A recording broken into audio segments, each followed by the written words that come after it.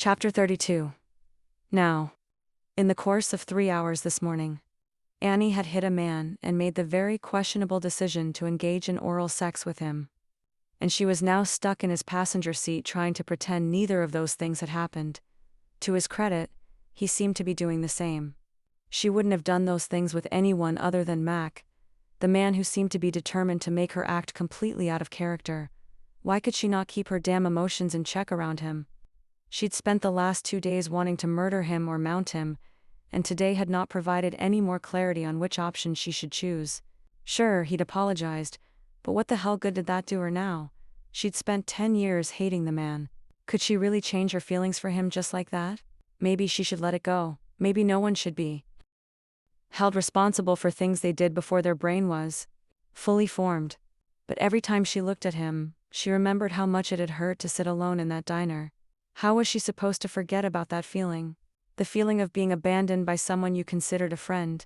Someone who was supposed to come back for you? She'd been so convinced he would. Until he didn't. And then she was devastated. It was her deal breaker and he knew it and he broke it anyway. And then she'd gone and put his dick in her mouth.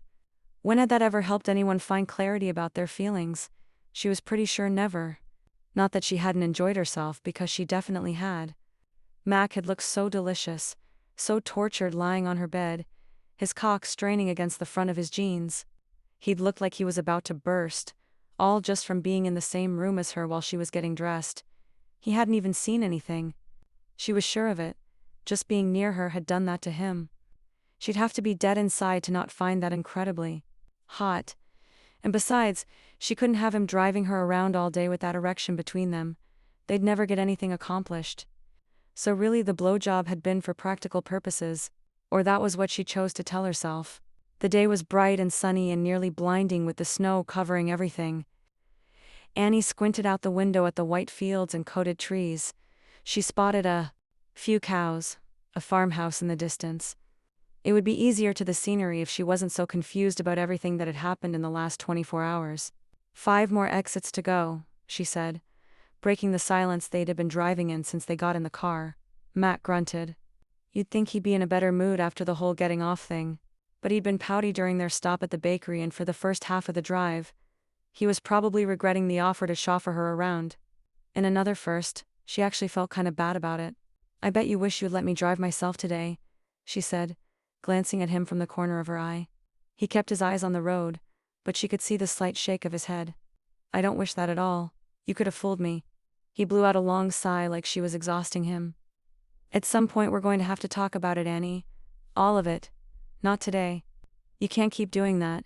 He actually sounded angry. He was mad at her. You can't keep stopping me from telling you how I feel, he went on. It's been hard enough these past 3 years, but now it's impossible. She opened her mouth to argue but opted to pause instead. Is that what she'd been doing? Silencing him, shutting him down at every turn? Of course it was, but she'd only been trying to protect herself.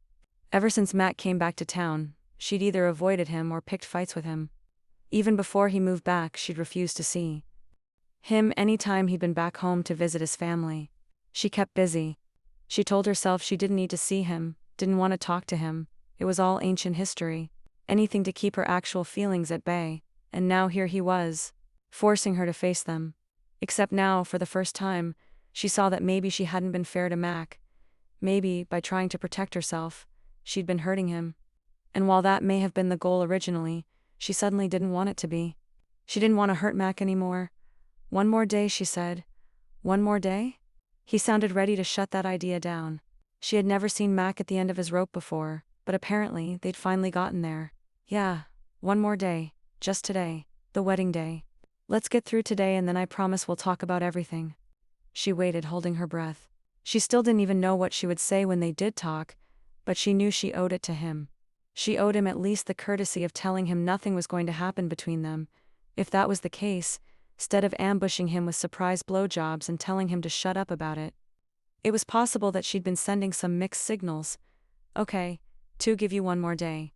And then you're going to tell me where I stand with you, because I can't play games anymore. Too old? She teased, desperately trying to get back on some familiar ground. Mac huffed a laugh. Too old to be chasing after a memory of you. I need the real thing.